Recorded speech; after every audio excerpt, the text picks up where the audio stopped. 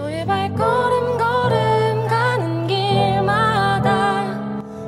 종이 있죠? 뒷면에 보면 또 보도록 하겠습니다. 또 예수께서 건너편 가라다 지방에 가심에 귀신 들린 자 둘이 무덤 사이에서 나와 예수를 만나니 그들은 몹시 사나워 아무도 그 길로 지나갈 수 없을 지경이더라.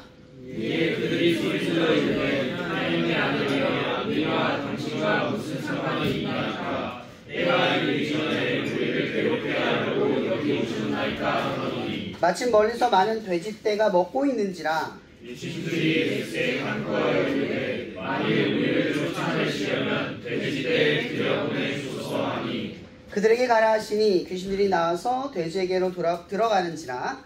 온 떼가 비탈로 내리달아 바다에 들어가서 물에서 몰사하거늘 시선한 자들이 가나 시내에 들어가 이 모든 일과 귀신 들린 자의 일을 보아하니. 다 함께 읽겠습니다. 온 시내가 예수를 만나려고 나아가서 보고 그 지방에서 떠나시기를 간구하더라.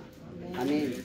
이제 말씀 마태복음 8장까지 이야기를 딱 1학기 때 마쳤어요. 제가 얼마 전에 유튜버를 보는데 유튜브에 이런 질문을 하는 분이 있더라고요. 예수님이 헷갈리지 않게 기적을 사용하셨다면 따라가던 사람들이 굳이 오해하지 않을 수 있지 않았을까요? 근데 왜 예수님은 기적을 사용하셔서 따라가는 사람들에게 헛된 기대와 소망을 갖게 하셔서 예수의 말씀을 온전히 이해하지 못하게 하셨을까요? 라고 질문을 하는 거예요. 믿지 않는 분들이기 때문에 이 이야기를 들으면 획기적인 질문을 던지는 거죠. 저도 좀 이해가 됐어요. 왜 그랬을까? 왜 그랬을까? 이 질문 사실은 반대로 질문을 해보면 돼요. 우리는 하나님의 말씀, 예수님이 가르쳐주시는 말씀과 예수님이 이루시는 일을 분리해서 생각을 하거든요. 사실은 같은 말이에요. 예수님이 앉은 자를 일으켜 세웠어요. 눈먼 자를 보게 했어요. 예수님이 전하고 있는 게 뭐죠? 하나님의 나라의 이야기를 하고 있잖아요.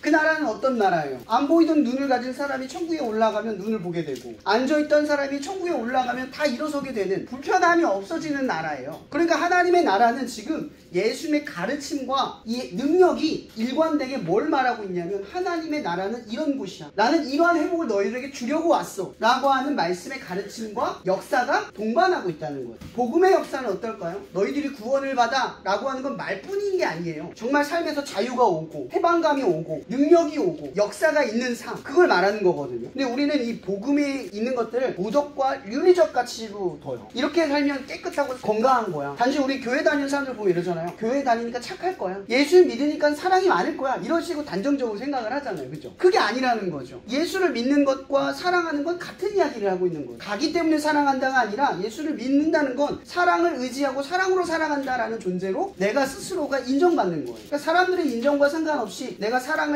실천했기 때문에 넌 그리스도인이야. 이게 아니라 내가 예수를 믿으면 사랑을 내게로 사는 삶을 사는 거예요. 하나님이 주신 가르침 그대로를 실천하면서 하는 거죠. 왜냐면 그게 진리니, 그게 길이니. 예를 들어 이런 거예요. 예수님께서 여러분들에게 어떤 말씀을 오늘 가르쳐 주셨다고, 도전을 시키셨다고 봅시다. 그렇게 사랑하러 내게 감동을 주셨어. 어떤 일을 할 때마다 그게 자꾸 생각나고 그걸 해야 될 것 같아. 그걸 실천을 이루었어. 이러면 이걸 이뤘기 때문에 하나님이 나를 인정하셨어. 하나님을 위해 뭔가를 했어. 난 지금 착해. 이런 상태가 아니라 하나님 때문에 한 걸음 내디디면 이렇게 생각하면 돼요. 구원의 길로 한 걸 가까워진 거예요. 구원의 길로 한 발걸음 내가 행동함으로써 구원의 길로 간 거예요. 그러니까 복음이 우리에게 제시하는 명령은 단지 선하고 착한 걸 위해서가 아니라 그 길이 무슨 길? 구원의 길이기 때문에 우리에게 알려주는 거예요. 다소 우리에게 불편하고 부담되고 용기가 필요한 이임에도 불구하고 그 길이 바로 구원의 길이라는 걸 알려주신다는 거예요. 그럼 예수님께서는 계속해서 사람들 앞에 가르쳐 주잖아요. 너희들에게 능력을 보여주러 왔다. 그 능력이 뭐예요? 너희들이 기대하는 능력이 아니라 십자가에 매달려 죽는 것. 그리고 앞으로 너희들도 내가 가는 이 길을 쫓아오는 거야. 왜냐하면 이 길은 뭐야? 구원의 길이기 때문이야. 하지만 내가 죽는 것 같지만 살아나. 이건 이기는 길이야. 너희들이 볼 때는 지는 것 같지만 그 길이 살아나는 길이고 승리하는 길이야 라고 알려주는 게 바로 예수님이 보여주신 역사라는 거예요. 근데 사람들은 단층적으로 예수의 가르침과 능력을 분리해서 보는 거예요. 아, 예수님 따라가면 능력이 있겠구나. 예수님께 기도하면 내 문제가 해결되겠구나. 그분을 믿으면 조금 내 삶이 나아지겠구나. 이런 기대감만 가지고 살아간다는 거예요. 근데 예수님이 정작 주려고 하는 건 뭐예요? 능력을 가져라. 능력이 있는 너희 삶이 될 것이다. 이게 아니라 그 능력이 인도하는 대로 가면 구원이 이를 거야. 너희들의 용기가 필요한 일에, 내가 감당할 수 없는 일에 도전하다 보면 내가 너희들과 함께 있어. 오늘 이 같은 역사를 너희들의 삶에도 나타나게 할. 그리고 너희들은 더욱더 믿게 될 거야. 이 길이 나와 함께하는 길이고 역사하는 길을 통해서 더 구원에 가까워지고 있다는 사실. 마찬가지로 우리는 이 사실에 대해 생각을 해봐야 돼요. 대원고는 오늘 이렇게 예배를 드리잖아요. 제가 얼마 전에 그런 얘기를 드렸어요. 어떤 분이 학교에서 예배를 오늘 기도 모임 물어보시길래 제가 그랬어요. 기도 모임 몇 분 하는 줄 아세요? 어른들은 몇 분 모인다고 생각하는 줄 아세요? 보통? 1시간, 1시간 반 정도 한다고 생각해요. 근데 우리 몇 분 모여요? 20분이에요. 다른 데는 10분이고. 근데 20분, 10분 안에 여러분 말씀 듣고 찬양하고 하고 다 하잖아요. 부족함이 없잖아요. 우린 이 안에서 하나님 충분히 누리고 살아가고 있어요. 해보지 않은 경험 때문에 우린 그 차이를 잘 몰라요. 얼마나 하나님을 누리는 일에 제약이 없는지를 잘 모른다는 거예요. 마찬가지로 하나님을 예배하는 방식, 하나님을 따르는 방식은 각 학교마다의 기도 방식도 달라요. 교회마다 달라요. 근데 그렇다고 해서 그 차이가 하나님을 예배하는 일에 더 좋고 더 나쁜 거가 있을까요? 그런 건 없단 말이에요. 왜 그럴까? 이건 사도 바울이 고백한 거예요. 나는 예수를 아는 지식 외에 모든 것들은 다 배설물로 여긴다. 이게 왜 이런 말이 나오는지 아세요? 베드로가 복음을 전했잖아요. 여러분 베드로만큼 복음을 많이 전한 사람이 어디 있어요, 그죠? 근데 그런 능력 있는 베드로는 게다가 히브리인 중에 히브리인, 가말리엘 제자 중에 제자, 언어도 능통해, 똑똑해, 로마의 시민권까지 가지고 있어요. 근데 그가 이런 말을 하는 이유는 딱 하나예요. 복음을 전하기 위해 이곳저곳을 가봤더니 내 능력과 힘으로 하나도 되는 게 없고, 근데 예기치 않게 어디서 복음이 전해지고 어디서 역사가 일어나고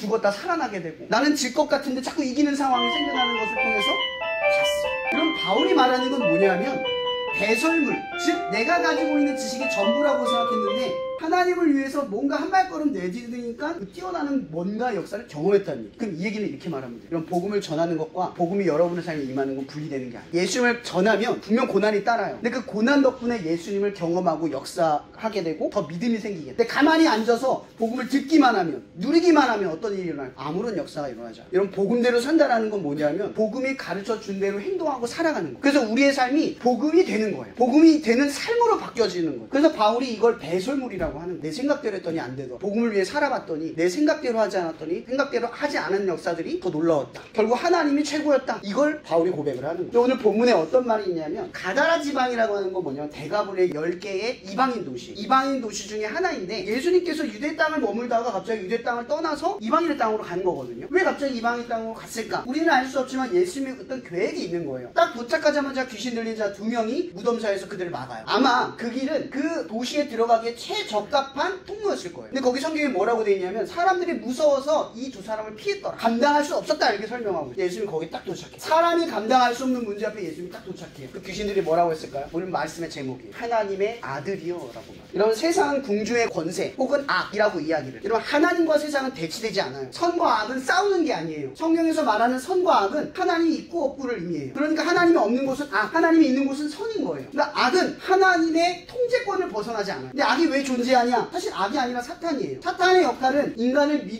믿음을 가질 수 있도록 우리를 시험하는 일을 갖고 있어요. 근데 이 사탄이 인간 피조물을 시기해요. 하나님 때문에. 하나님의 사랑을 독차지하고 있는 우리를 시기하는 거예요. 그래서 사탄의 목적이 달라져요. 방법은 똑같아. 우리를 유혹해서 흔들게 해. 근데 목적은 뭐예요? 우리가 하나님께 떨어져서 지옥에 가게 만든. 그게 사탄의 목적입니다. 근데 하나님의 목적은 사탄을 왜 만들었냐면 우리가 믿음을 갖게 해서 하나님을 믿게 해주려고, 그 길을 얻게 하시려고 한 거거든요. 사탄이 전혀 다른 의도로 살아요. 그럼 보세요. 세상에 사람들이 감당할 수 없는 문제 앞에 예수님이 섰어요. 예수님이 하나님의 아들의 권위를 나타내면서 뭐라고 말? 허락하지 않는 일을 일어나잖아요. 세상이 무섭고 떨리잖아요. 대학 못 갈까봐 두렵고 내가 원하는 것을 못 이루면 어떡할까 걱정되잖아요. 세상은 이렇게 막강하게 여러분들을 뒤흔들어요. 근데 보세요. 아무리 세상에 대단한 권세도 예수님 이름 앞에 서면 아무것도 아니겠다. 우리는 정작 하나님을 두려워하는 게 아니라 세상을 더 두려워하면서 살아. 바로 예수님의 권위는 이 귀신 들린 자를 통해서 드러나. 근데 왜 이 귀신 들린 자는 갑자기 그 몸에서 나와서 돼지떼로 가기를 원했을까요? 이유는 간단해요. 돼지는 이방인을 상징하는 거고 부정하고 불결한 걸 의미를 해요. 근데 딱 요거만 보면 돼요.